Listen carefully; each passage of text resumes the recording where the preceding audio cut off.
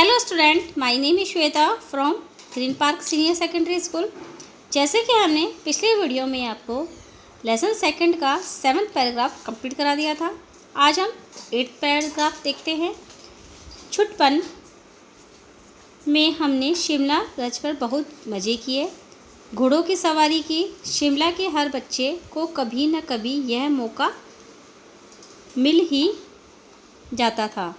हम जाने क्यों घोड़ों को कुछ कमतर करके समझाते, उन पर हंसते थे। ननिहाल के घोड़े खूब हष्ट-पुष्ट और खूबसूरत, उनकी बात फिर भी कभी। शाम को रंग बिरंगे गुब्बारे, सामने जाखू का पहाड़, ऊंचा चर्च की घंटियां बजते तो दूर दूर तक उनकी ध्वनि फैल जाती। लगता है कि इसके संगीत से प्रभु यीशु स्वयं कुछ कह रहे हैं। सामने आकाश पर सूर्यास्त हो रहा है, गुलाबी सुनहरी धारियाँ नीले आसमान पर फैल रही है। दूर दूर फैले पहाड़ों के मुखड़े गहराने लगे और देखते देखते बत्तियाँ टिमटिमाने लगी। रिज पर ही रौनक और माल की दुकानों की चमक के भी क्या कहने।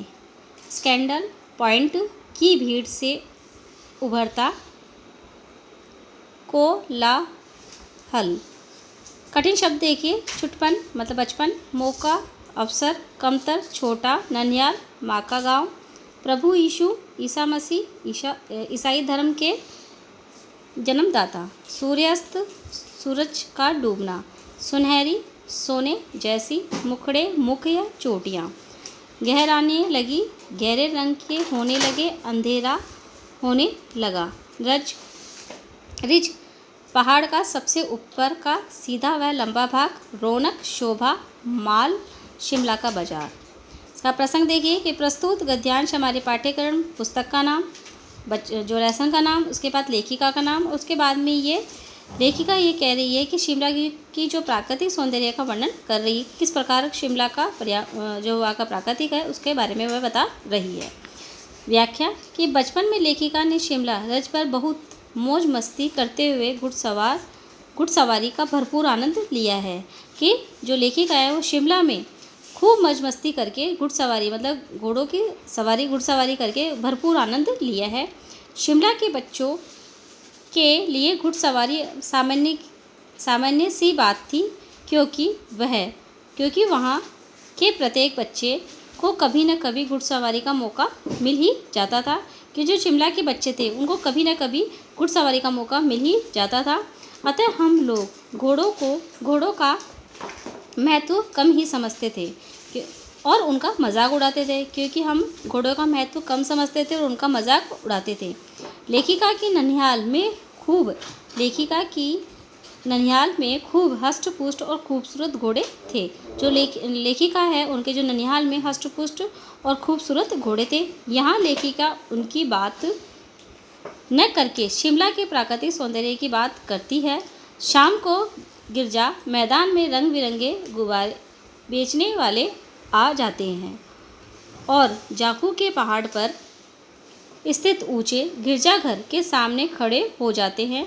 लोग प्रभु ईसा मसीह से प्रार्थना करने के लिए यहाँ इकट्ठा हो जाते हैं, क्योंकि जो जाखू का पहाड़ है वहाँ पर गुब्बारे बेचने वाला वहाँ गिरजाघर के सामने खड़ा हो जाता है और इस लोग क्या करते हैं कि प्रभु ईसा मसीह से प्रार्थना करके वहाँ इकट्ठे होते हैं, प्रार्थना करने के लिए वहाँ चर्च जाते हैं। वातावरण में गिरजाघर की घंटियों की आवाज़ गूंजने लगती है। जो वहाँ का वातावरण है वहाँ पर गिरजाघर की जो घंटियाँ हैं उसकी आवाज़ गूंजने लगती है, जिससे लेखिका को लगता है कि इन घंटियों की ध्वनि की मधुर संगीत के माध्यम से प्रभु ईसा मसीह कोई संदेश दे रहे हैं। कि जिस प्रकार मधुर घंटियाँ बजती है उसके माध्यम से हमें लगता है कि जो प्रभु ईसा है वो हमें संदेश दे रहे हैं। शाम का वक्त होने से सूर्य अस्त होने जा रहा है, जिसके कारण नीले आकाश मंडल में गुलाबी सुनहरी धारियाँ फैल गई है। पहाड़ अंधकार की छाया में और अधिक गहरे लगने लगे हैं। माल रोड पर लाइट जगमगाने लगी है। पहाड़ के सबसे ऊपर का किनारा अस्त होते सूर्य की रोशनी में लंबा होकर अपनी परछाई से माल रोड की सड़क की शोभा बढ़ा रहा है। टिमटिमाते हुए रोशनी से वहाँ की दुकानों की चमक बढ़ गई है। जो टिमटिमा रहे हैं लाइटें, उनकी रोशनी से दुकानों की चमक बढ़ गई है और चारों तरफ क्या है, लाइटें डिमडिमा रही है। जो माल रोड है वह की जो सड़कें हैं उनकी शोभा बढ़ा रही है तथा जो स्कैंडल पॉइंट पर चहल पहल बढ़ गई है। इसका पहला क्वेश्चन है कि चर्च कहाँ स्थित था, किसकी आवाज़ से दूर तक फैल जाती थी। कि चर्च जाकू के पहाड़ पर स्थित था और चर्च की जो घंटियाँ थी उसकी आवाज़ फैल जाती थी। उपयुक्त गद्यांश में हुए सूर्यास्त के वर्णन को अपने शब्दों में लिखिए। कि सूर्यास्त हो रहा है जिसके कारण गहरे नीले आकाश पर गुलाबी सुनहरी धारियाँ पड़ रही है।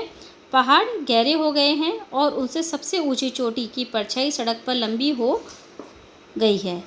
थर्ड है, गद्यांश में किन किन स्थानों का वर्णन किया गया है, वहाँ का वातावरण कैसा रहा। कि गद्यांश में जाकू के पहाड़, माल रोड, रज, स्कैंडल पॉइंट का वर्णन है। शाम होने के कारण वहाँ की जो बत्तियाँ टिमटिमाने लगती है और भीड़ बढ़ने से कोलाहल होने लगा। फोर्थ क्वेश्चन है कि चर्च की घंटियों का संगीत क्या एहसास करा रहा है। कि चर्च की घंटियों का संगीत यह एहसास करा रहा है कि स्वयं प्रभु ईसा मसीह कुछ कह रहे हैं। कि जो प्रभु ईसा मसीह है वो कुछ कहना चाहते हैं। इस प्रकार आज हमने आपका 8th पैराग्राफ कंप्लीट करा दिया। आज का आपका होम टास्क है शब्दार्थ और क्वेश्चन आंसर। धन्यवाद।